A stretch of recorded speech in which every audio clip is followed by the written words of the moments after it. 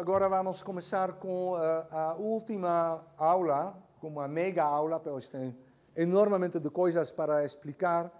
É uma época de 20 anos, 25 anos por aí, mas muita coisa acontece e também precisamos incluir na análise desta época algo que já começaram um pouco antes, que é a segunda fase da colonização. Sim?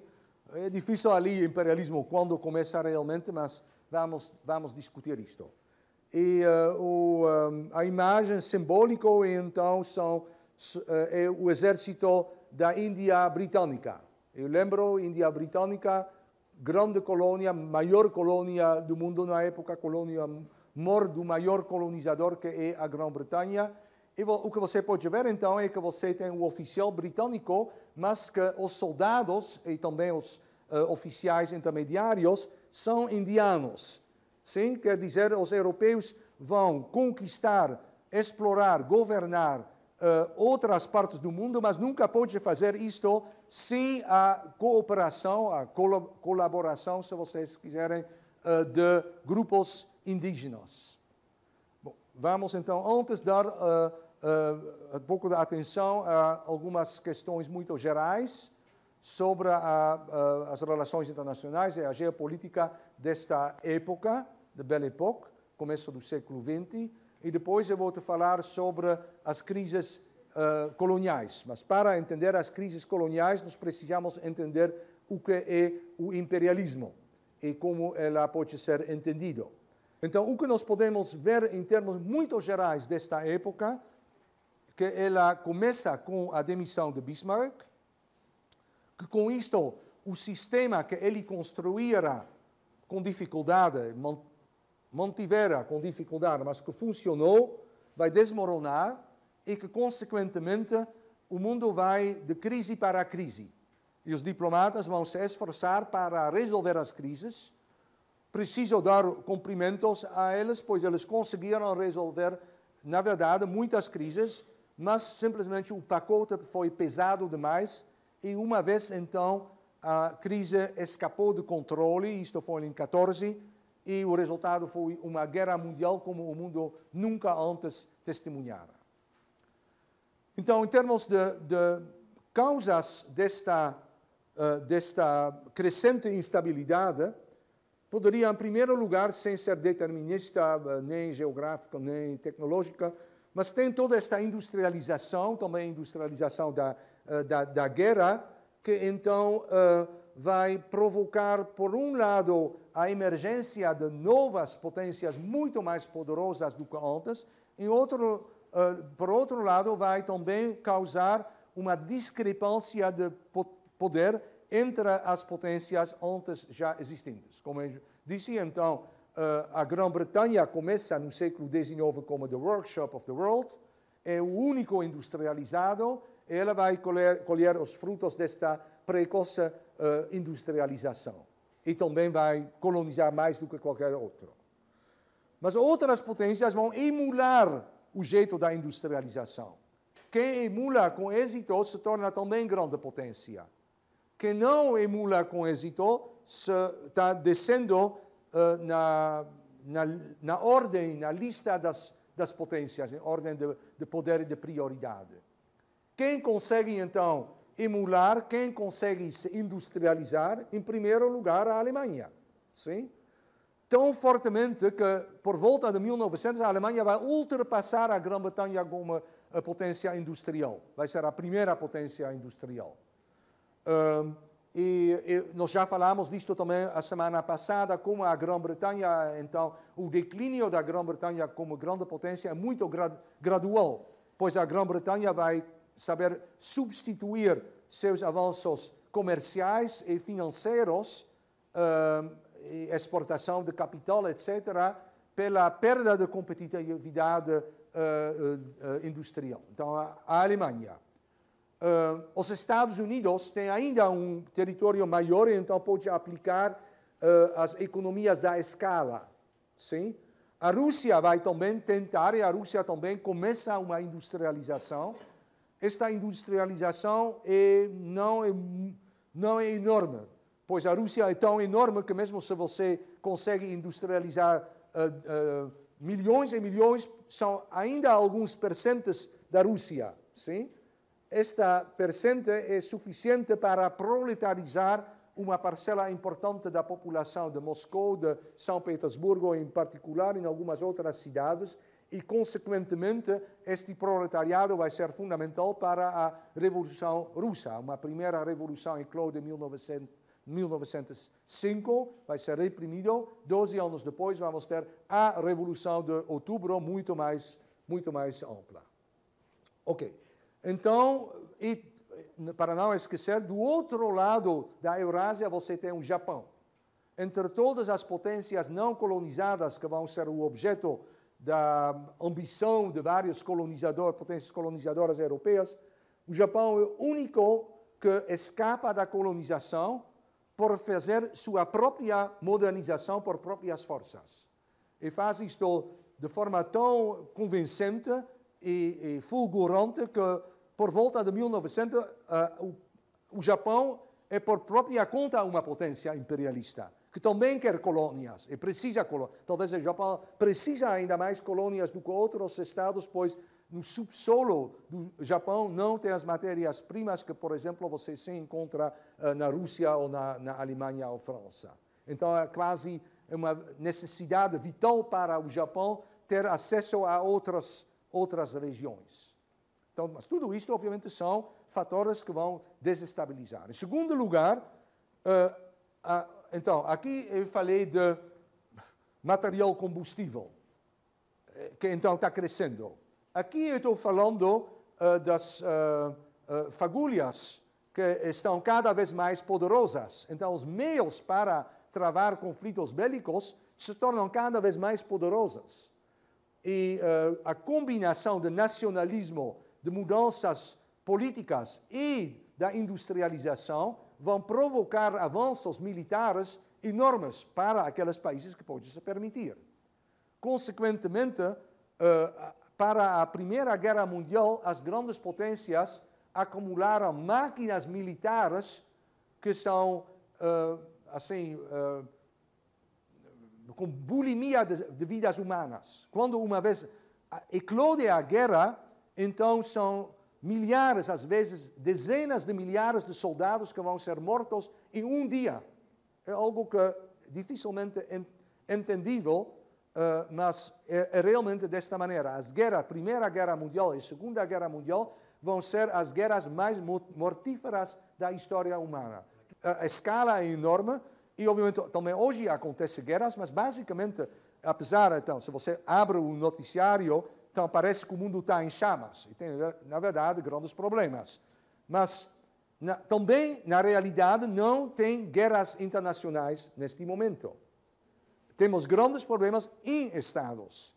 Mas entre estados, nenhum estado mais ousa fazer uma guerra contra outro estado exatamente pela destrutividade das guerras. Isto apesar de o que acontece na Síria, o que acontece no Egito, no Iraque, etc. Você pode ver muitos focos de tensão enorme que também custam vidas humanas, mas é nada em comparação com o que aconteceu na Primeira e ainda mais na Segunda Guerra Mundial. Bom, o terceiro é que, por uma variedade de motivos que eu vou te explicar, a maneira para colonizar e também o ímpeto para colonizar vão se modificar e se fortalecer nesta época, e nós entramos numa nova fase de corrida para colonizar entre potências que podem fazer isto, que nós chamamos o imperialismo. Então, aqui você já tem muitos fatores que podem tornar o mundo de paz para um mundo em chamas. Ainda eu deveria adicionar mais um fator, e isto é que na época ainda não existiram as instituições supranacionais que poderiam tentar de resolver os conflitos, ou pelo menos de gerenciar os conflitos e de evitar os conflitos armados entre as maiores potências. Então, hoje nós temos a ONU e toda uma galáxia de outras instituições vinculadas, seja sim ou não à ONU, mas isto não existia na época. Nem existia a OTAN, nem existia a Corte Tribunal de Justiça Internacional, nem capacetes azuis. Tudo isto ainda estava no futuro. Ok, então o resultado é que o mundo parece um balão que está balanceando muito dificilmente sobre os baionetes das várias potências e cada um poderia assim fazer um buraco no balão e você teria uma explosão. Nós temos então um mundo onde a multipolaridade que assim caracterizara o século XIX cada vez mais entra em dificuldades pela emergência de novas potências como os Estados Unidos, como a Alemanha, como o Japão. A Alemanha e Japão são ali talvez mais importantes em termos internacionais ainda. E, por outro, pela, assim, um pouco invisível, mas mesmo assim, real crise das potências médias, França, Império Austro-Húngaro. E também temos, então, a questão da Rússia, que tenta recuperar o terreno perdido, que controla o maior território do mundo, que tem entre as potências a maior população, consequentemente também o maior exército, mas que está totalmente atrasado. Só em 61, então, eles acabam com a servidão. Então, é como se você comparasse com a França de 1500, algo do tipo, sim? E esta Rússia, que é uma França de 1500, precisa agora fazer frente a uma Alemanha que militarmente já está no século XX, sim? Então, nós podemos aqui falar de uma série de problemas desta diplomacia da Belle Époque. Então, eu lembro, nós estamos agora numa segunda fase. Eu dividi a época entre o estabelecimento de uma Alemanha unificada em 1870 até a Primeira Guerra Mundial, em duas partes. Primeira parte é a época de Otto von Bismarck, vai até 90. De 90 até a Primeira Guerra Mundial, temos uma gradual desestabilização. Então, causas. Em primeiro lugar, vocês se lembram que os diplomatas trabalham com mapas. Um Estado ganha algo, então outro Estado precisa ser compensado. Sim? Então, a Alemanha se aumenta, então seria melhor a França também ganhar algum território. É difícil, pois não tem mais território na Europa. E isto vale para todos estes conflitos, onde você não mais pode compensar, o conflito se torna no que nós chamamos um conflito de soma zero. O que um ganha, o outro perde. Sim? Então, você pode usar, obviamente, as colônias e a expansão para as colônias como válvula de escapamento para manter um equilíbrio, mas também ali os territórios são maiores do que na Europa, mas não são infinitos. E então você vai ter uma polarização internacional, que é o segundo grande problema. Então, eu já te falei que Bismarck foi um diplomata muito assim, inteligente e estável, uma personalidade também muito estável, mas no lugar disto você tem agora este líder da Alemanha, que é então o militarismo encarnado, que é Guilherme II de Hohenzollern, que ele também faz muitas declarações provocativas, e então, gradativamente, as tensões entre as potências vão aumentar também. Aí eu já falei que vai se desenvolver também não em um dia, mas aos poucos, uma Europa de dois blocos, duas alianças de estados que são amigos entre si, mas inimigos um bloco contra outro bloco, sem nenhuma ONU e sem nenhum Bismarck como corretor honesto. Isto é bem, se você olha para este charge, então você pode ver John Bull, que agora fez uma conquista interessante, que é Mariana, que simboliza a França, e então a Alemanha está na mesma rua, mas olha um pouco assim, então simboliza então uma Europa onde a Alemanha também vai perder suas amizades e precisa então buscar e construir contrapesos. Aí então você pode ver como se organizam na Europa estas alianças. então a Alemanha, você tem aqui a Alemanha, capital Berlim, vai se alinhar com a Áustria. Eu disse que sob Bismarck, então, eles tentaram de manter também, se não a amizade, mas pelo menos a neutralidade da Rússia, mas isto vai se tornar cada vez mais difícil. Quem vai, então, se aliar ao lado da Alemanha e o Império Austro-Húngaro, que sim é cada vez mais um satélite da Alemanha, vai ser a Itália. Eu já te avisei que a Itália tem problemas internos que tornam esta parceria com a Itália algo que você não sempre pode te confiar. Mas então, pelo momento, a Itália está com a Alemanha e com a Áustria na chamada Tríplice Aliança. Quem está, obviamente, com medo desta Tríplice Aliança é a França. A França está com a Argélia, a França agora conquistará também Tunísia, a França está com olhos para Marrocos. A conquista da Tunísia já provocou a inimizade da Itália, que então se joga nos braços dos alemães e produz esta Tríplice Aliança. E a França, para fazer contrapeso, vai então fazer uma amizade com a Rússia. É um pouco uma aliança contra a natureza, os jacobinos contra os ultraconservadores em Moscou e São Petersburgo, mas é assim, e eventualmente nesta aliança periférica vai também se adicionar a Grã-Bretanha. Então, o único que ainda é neutro neste jogo é o Império Otomano, que está com graves problemas.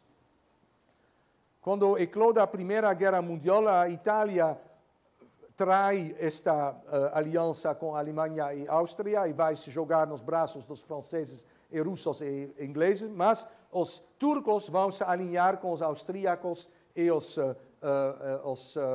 alemães para formar esta nova grande aliança de potências chamadas centrais. E aqui você tem, então, os dois blocos que vão se enfrentar na Primeira Guerra Mundial. Próximo.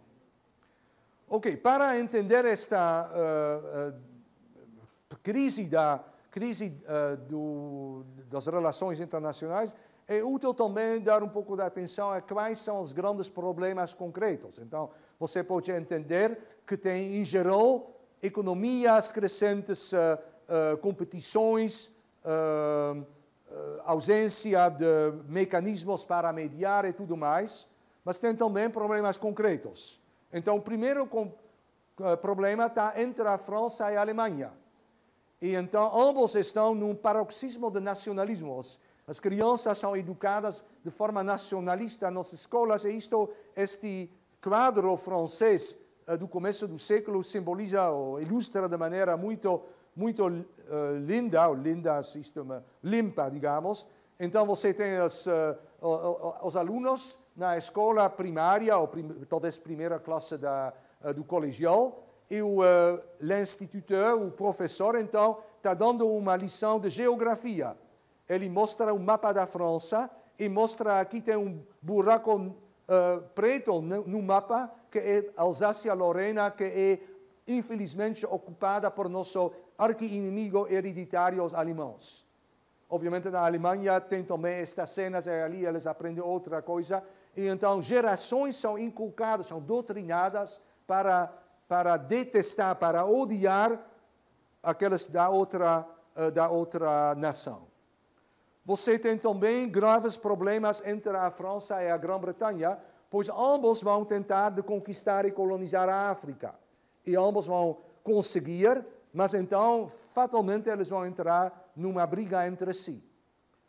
Mas os britânicos não só têm um problema com os franceses na África, eles têm outro problema com os russos na Ásia, onde eu já disse que os russos então estão tentando de alcançar o Oceano Índico, necessariamente se chocando com os interesses britânicos na Índia e arredores. Além do mais, os russos não só têm problema com os britânicos, eles têm também um grande problema com os austríacos, o Império Austro-Húngaro, nos Balcãs, exatamente sobre a herança do Império Austro-Húngaro. E, finalmente, se tudo isto fosse ainda não suficiente, os britânicos têm também um problema com os alemães, pois os alemães, então, dizem, bom, nós temos um bom exército, mas o que realmente nos falta é uma boa marinha. como nós somos alemães, com certeza podemos também construir a maior e melhor marinha do mundo, e fazendo isto, começando com isto pelo menos, necessariamente eles vão entrar num conflito com os britânicos, cuja base de poder é exatamente a primazia marítima. Eu esqueci ainda vários outros probleminhas, como o Japão, voltamos a isto. Quarto grande fator é, então, esta aproximação entre a França e a Rússia. Ok. A imagem é muito interessante. Isto é uma ação de uma empresa financeira francesa que vende parcelas, ações das ferrovias e indústrias russas. Sim? Hoje são peças de museu, mas na época muitos franceses, camponeses e pequenos proprietários, lojistas, etc., acumularam ações russas. Isto foi a grande coisa no começo do século. Então, como eu já disse, aqui nós temos algo esquisito, pois a França é um país da liberdade, de alta cultura, de democracia, já é uma república, a terceira república, predominância burguesa, forte movimento trabalhista. A Rússia acaba de sair da Idade Média do servidão, é um país onde a esmagadora maioria da população vive numa pobreza inimaginável, onde não tem uma sombra, não diria de democracia, mas mesmo de constitucionalismo. Ali a Rússia poderia dizer é um país de 50 milhões de indivíduos e tem uma elite de uma pessoa, uma oposição de 49 milhões, 900, etc. Todos os outros são a oposição, pois é um absolutismo.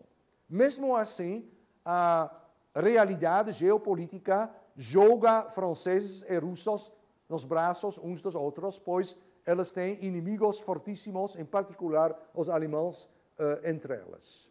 Então, num certo momento, o czar Alexandre III vai visitar Paris. Quem de vocês já visitou Paris pode se lembrar que no Rio Seine tem ali Pont Alexandre, que foi feito na época para comemorar a visita do czar de todos os russos à capital das luzes. E então, para o final do século, se formaliza esta cooperação e até aliança. Mas a Rússia busca, então, se industrializar, se desenvolver econômica e militarmente. Tem problemas, ok, foi comprovado na Guerra da Crimeia. A Rússia, por outro lado, após Crimeia, já fez várias guerras contra os turcos. Na Ásia Central está ainda se expandindo, está conquistando Cazaquistão, Armênia. Bom, a bulimia territorial não tem fim. Mas a Rússia nem tem ferrovias.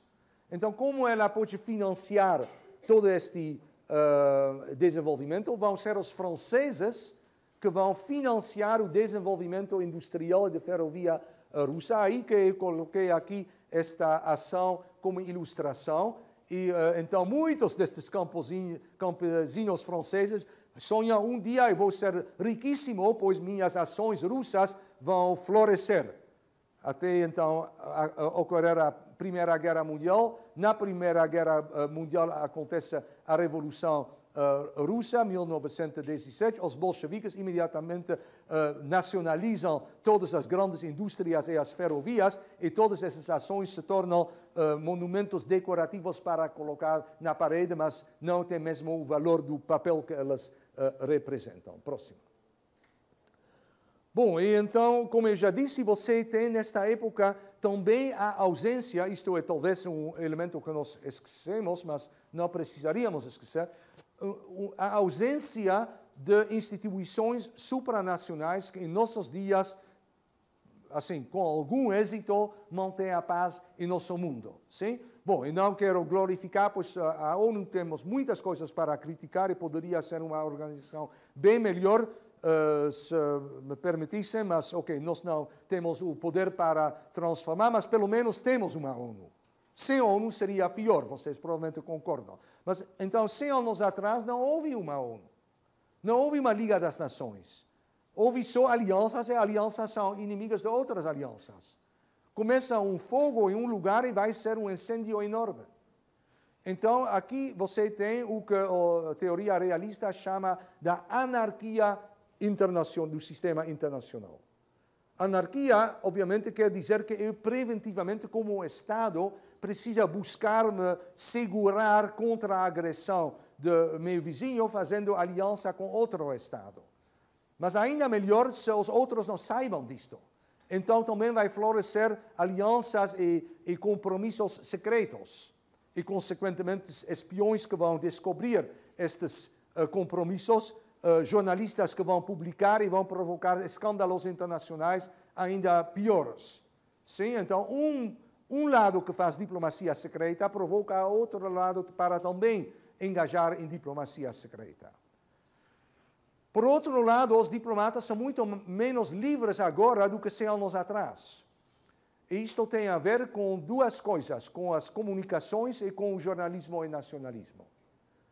Quando em Viena, após Napoleão Bonaparte, se encontra o representante Metternich, que aliás perdeu o poder na Primavera dos Povos, em 1948. Metternich foi no Congresso de Viena ainda o grande inspirador do conservadorismo internacional.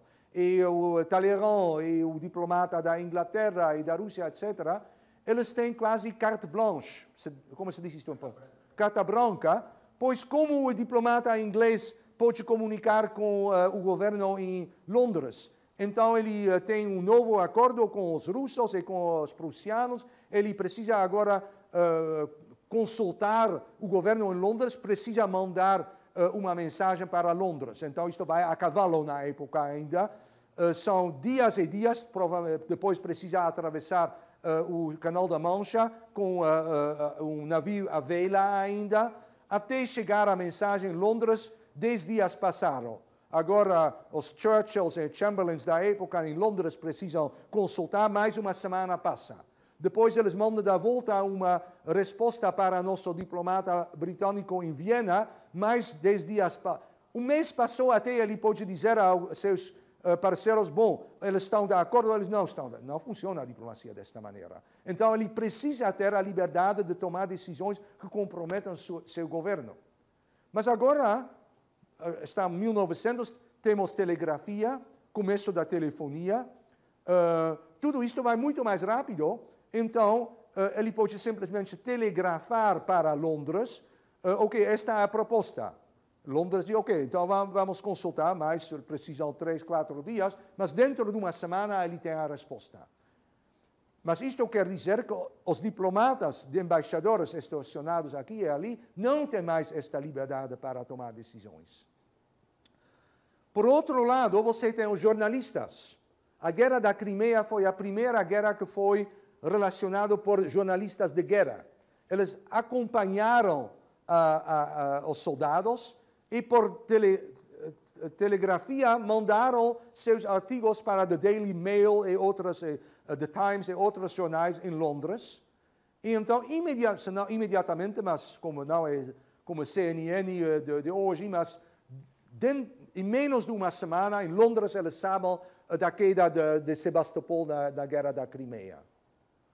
Mas isto também tem consequência. Agora o público vai ser muito melhor informado da política internacional.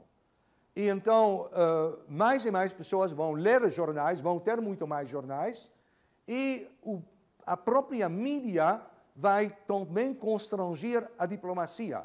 Pois então você vai ter partidos nacionalistas, eles vão dizer, sim, mas nossos diplomatas e nosso governo não podem fazer estas concessões, pois isto é contra nossos interesses nacionais, contra nossa honra coletiva e blá, blá, blá. E então o próprio jornalismo e a telegrafia e a rapidez das comunicações vão facilitar uma emergência de forças nacionalistas que por si também vão diminuir a latitude para os diplomatas alcançarem, buscarem, encontrarem soluções diplomáticas para a crise. Obviamente, cada solução de uma crise diplomática implica em concessões de várias partes. Concessões são sempre penosas se não fossem concessões.